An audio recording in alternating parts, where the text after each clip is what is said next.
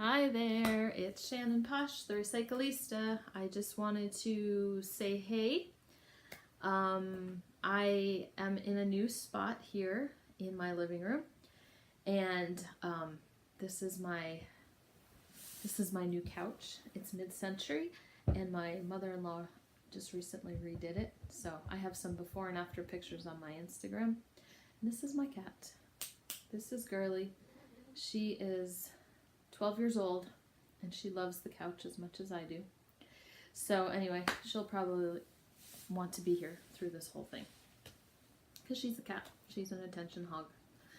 Anyway, I just got done making a whole video, this video, explaining all the things I found. And then the phone rang. The phone rang, and for some crazy reason that I have not bothered to try to figure out, which just I figured out, it took me 2 seconds to figure it out, but my iPad will ring when my phone rings. And what I didn't realize is that it totally cut off my video. So I did half of the video not realizing it wasn't even going. Technology. So anyway, it was a big mess. So I'm redoing this. Hopefully I will not be as rambly, and this will get over a lot quicker than my first attempt. And I think I just figured out on my phone how to disconnect the two. Okay, so here I am in a new location. My kids are off golfing with their father. So they are 11 and 6, and they love to golf, and they will do the full 18 holes today. And so I've got a few hours to myself, so I thought, let me try out the new spot. Let me see if the sound is better, all that kind of thing.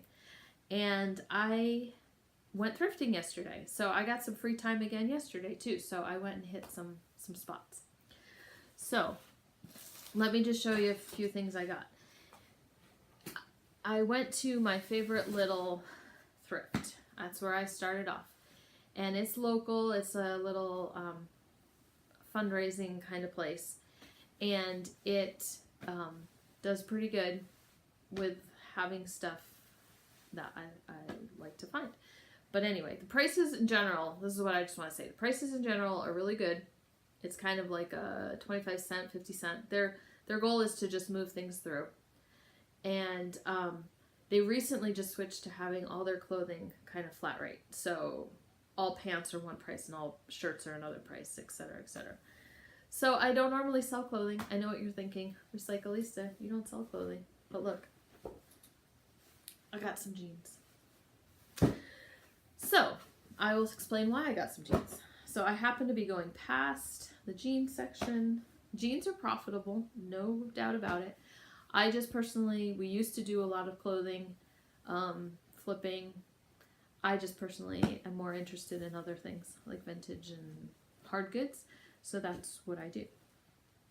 Anyway, so I was passing by the jeans, and I happened to see that these were brand new with tags, and they are Carhartts. So there was 2 pair that were both new with tags, and they are identical in size and style, and they,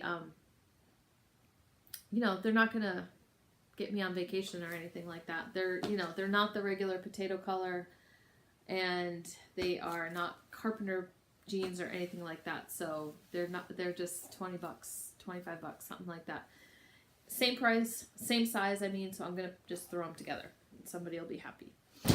The other pair I got were also new with tags, and they're Wranglers, and I picked them up. Wrangler is like a so-so kind of thing, but I picked these up because the size, it's on the fairly large size. It's 46 by 32, so larger size clothing can sell. I've talked so much in the last half hour, I'm losing it. Okay, so anyway, I grabbed those. Same thing, those are not high dollar jeans, but they're new with tags, and jeans are fairly easy to list. And I'm going to try to get my husband to do it. Okay, and I found one more new with tag pair that were Old Navy women's jeans, Dreamer. They do fit me, but I am too short, so they're too long on me. And anyway, I think I'll just throw those on Poshmark or something like that. So that was fun. The other interesting thing about that little thrift store is that they have a section that they think is an antique store. So the whole store is like 25 cents, 50 cents, $1, $2. And then they have these shelves where they've put anything they think is antique or collectible. And yes, they do it. They print out the eBay listing. We know, you know how we feel about that kind of thing, right?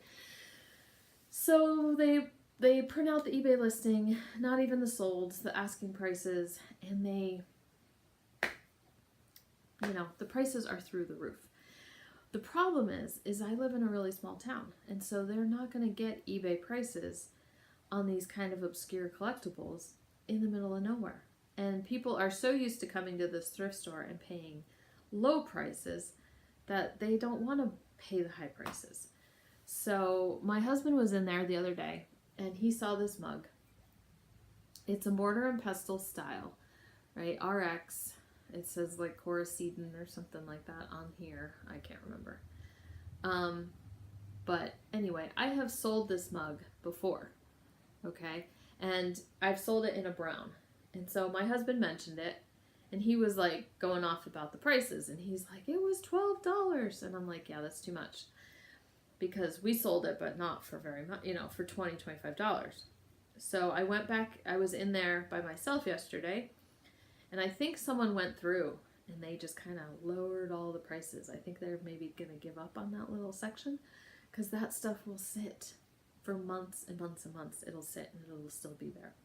So I got this for $5, which still, if it was on their regular coffee mug shelf, it'd be 50 cents or 25 cents. And so $5 was still good enough. So I decided to go for that. So that was that thrift store. And let's see, next place. I went down to my usual two, Goodwill and Value Village. They're about a half hour away. And some of my usual too. And I went into Goodwill first. And nope, let me back up. At that little thrift store, I did this in the last video too. At that little thrift store, there was a couple more things I grabbed. I grabbed some hose. Is that an old-fashioned way of saying that? Pantyhose. Givenchy. This is Victoria's Secret. I didn't even look them up. There's no cell service in that place. But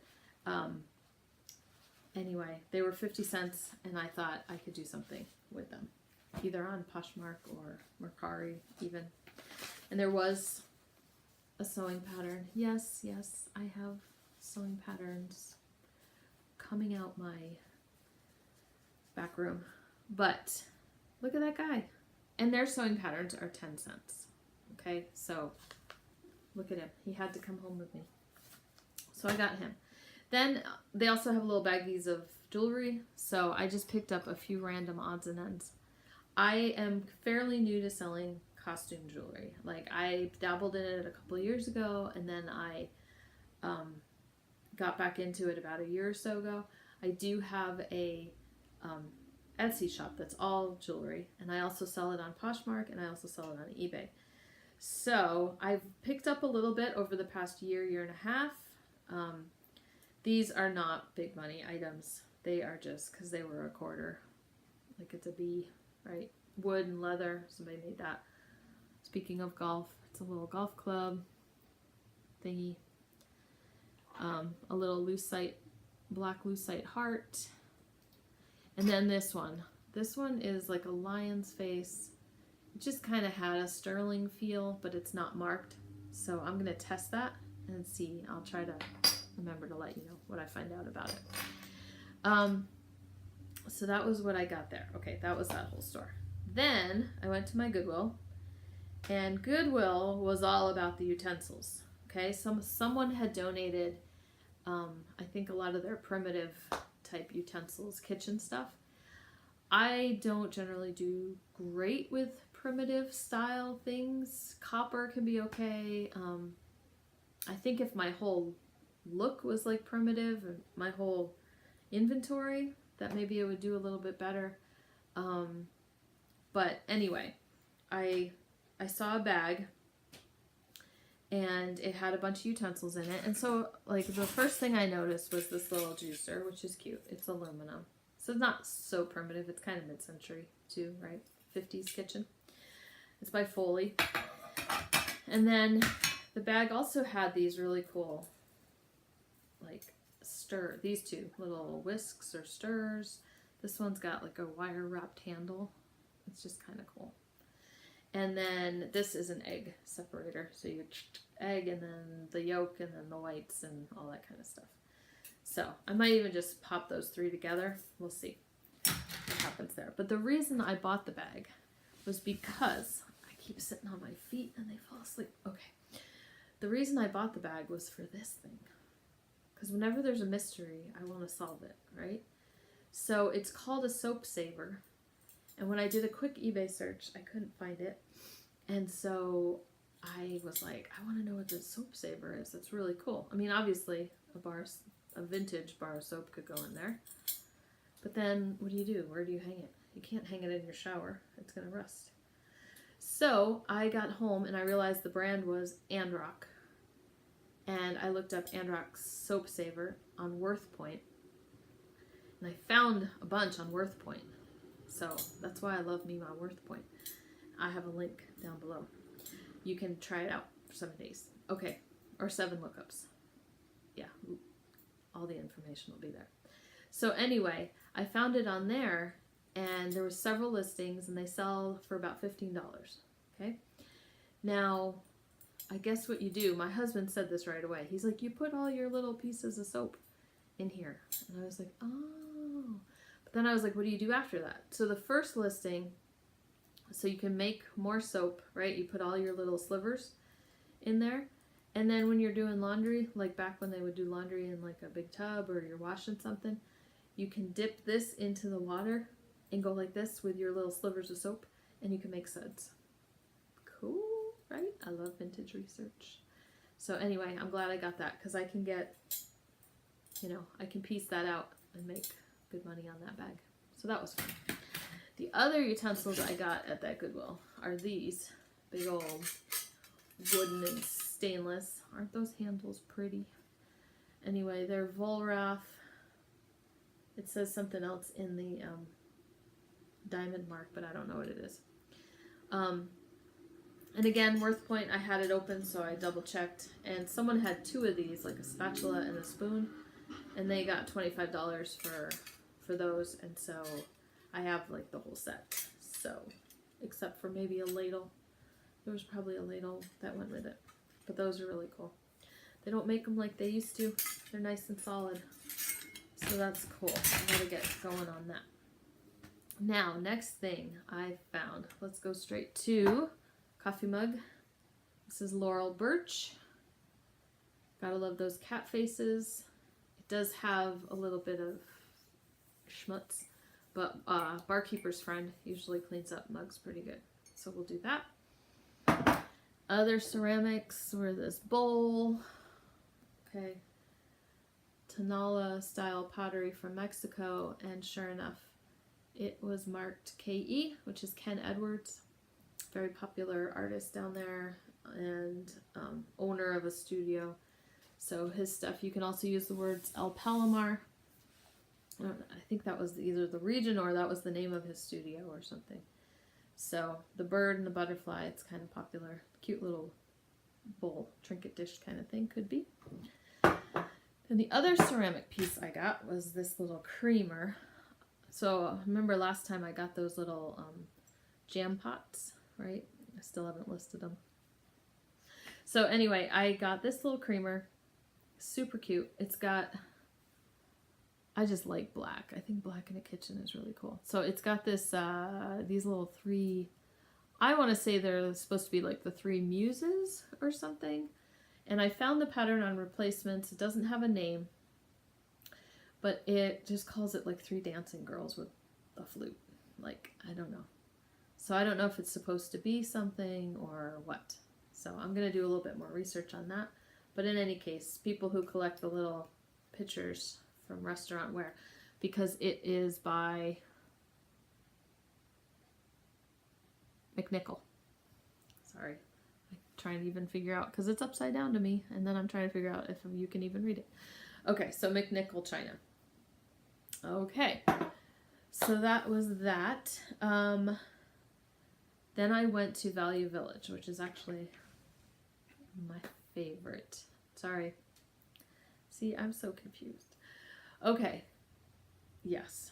Goodwill was the utensils. Value Village is my favorite. Okay. Value Village has the ceramic goods. So that's what I found there.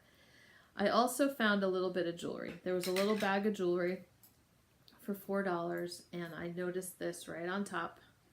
And that was it's a Brighton keychain. So I bought the bag, figuring at the very least I could sell this. So I got that, and there really wasn't much else good in the bag, but I'll lot it up or something. I think my husband took another keychain out of it. Anyway, so, but I did, on their regular jewelry hanging racks, I found some fun stuff. So there's this. This is Avon. You know, some Avon can be good. A lot of it's not worth a ton. But this is a very mod. I really like it. I might keep it. But it's a lucite, root beer colored, very mod pendant, 60s, 70s. And they don't sell for a ton, so I still might end up keeping it because I like it. So we'll see. But other people like it too. Now this is it's a necklace by Monet. And let me see if I can figure it out now. Okay, here we go. So isn't this cool? Look at this. It goes like this. And then sorry. It attaches here in the front, and then it like goes right there. Isn't that cool? So I did it like a million times in the store, and then okay, there we go. It's easier than I thought. So isn't that awesome? I think that's really cool. I don't know if that has a name where it, front clasp kind of thing. I haven't even looked for it yet. The other cool necklace I found there was this one. Now, this one I didn't know. So I just took a chance on it. Now, right away I looked at it and I saw the clasp is kind of it's called a lobster clasp. And that's generally on newer pieces. That's not a cut and dry 100% rule, but it's generally on newer pieces. Now, what caught my eye were the beads, and the beads are a deep, deep blue, and they do have gold pyrite like running through them, which generally could be lapis. So lapis can be a fairly good, if it's in jewelry, it can usually be a pretty good thing. Now, especially on vintage, like vintage lapis. Now, this one, there's no like maker's name or anything. So I just kind of grabbed it with the off chance that it could be something. And I did notice in the store that the bottom little bead here has an end cap, a bead cap. And it does say something about China. Could be just made in China or something like that.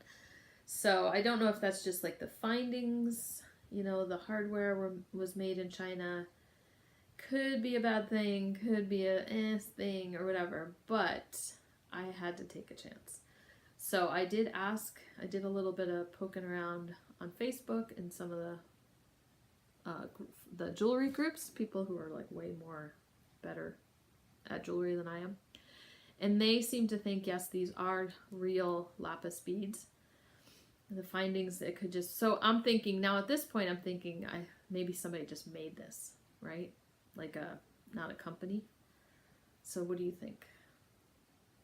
I have no idea what to price it at. So that's going to be my challenge. So I'm going to try to figure that out and just put a price maybe that I'm happy with and just move it on. We'll see. Okay. So the other thing that I got I told you about the bag of jewelry that ended up being so-so. I got these napkin rings. So these are pewter, and they say on them Norway pewter. Oh, I hit it just right. It's right there. And there's various like Viking scenes and things like that. So I've sold these before. similar type things before. So it was half, I had the half off the discount for that color tag. These were in the glass case, but they were on sale. And so I went ahead and snagged them. I do like finding this Scandinavian pewter. A lot of times it's dented, and I have some pieces right now. I got to figure out whether I'm going to bother listing because they are kind of dented, but as you know, pewter's pretty soft, and so it kind of dents easily. I did have this bowl that I'm supposed to be listing, but it ended up on my desk, and I started filling it with jewelry that I'm supposed to be listing, or that I did list, something like that. So anyway, I'll get around to that eventually. So the last thing I wanted to share was, next to the bag of jewelry was a bag of pinbacks. Okay, so a pinback is another name. Yeah, people will call them pins, but you can say pinback, and that's what you can look for on eBay, how they get classified as collectibles. So it's kind of these, heart of Kansas. So some, like this part of the bag, was a lot of the make them yourself. There's like ones about nursing and all sorts of things. But there was some that I pulled out that I'm going to try to do either separately, or I have to research a little bit more. So there was a cool little, it's huge, Bert and Ernie, Sesame Street Live. There was this huge Bearcat, like plastic thing. I don't know what team that is. Bearcats, obviously. Some of the stuff was local. So here's one. It's an airline, PSA, Pacific something. But that one has sold, or is selling. I can't remember. Sold for about 15. I think I get about 15. It's a defunct airline. Always a good kind of collectible. This one I still have to look up. It's sunflower, something about tilling with the best. So it's either machinery or something farm related. Can also be good. These three. Okay, so I live in Washington, and there's the Western Washington Fair. This is kind of a big deal. I had to look this up, but the Shoppy, I guess, is a band that plays at that fair and has for decades, right? So that was kind of interesting. There's no comps on these, and so I think I'm going to have to just throw them out there and see if there's a hardcore fan that wants them. I love you, T. There's another kind of random thing. Now, this is the reason I bought the bag. This one. And this is my last little bit of advice, okay, for thrifting and reselling. This is called Never Never Land. Right? Look at the little nursery rhyme characters. Okay, so Never Never Land was an amusement park in Tacoma, Washington. And it was down by Point Defiance, and it's no longer there. So defunct. I like that word today, defunct. Anyway, my husband remembers going. He grew up out here, and so he remembers going like 70s, 80s. And the reason I noticed it and remembered it was because I had a coffee mug, Never Never Land, and I tried selling it locally. I thought, oh, I'll put it in my booth because, people around here who went, will remember it. Like, who else is going to know about it? So it didn't sell. So finally I threw it on eBay, and it like sold overnight. And so I was like, aha.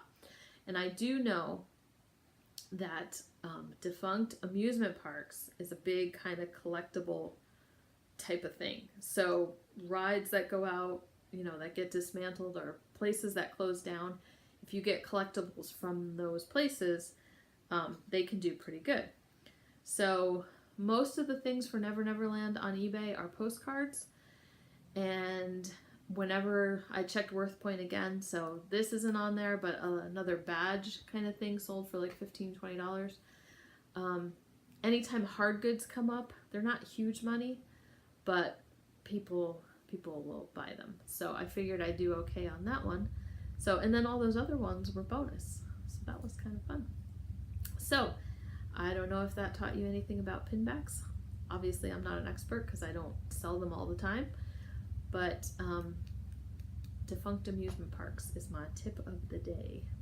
So I think that's pretty much the major things that I found that I just wanted to share. Anything else I wanted to say? Oh, I haven't been writing on the blog.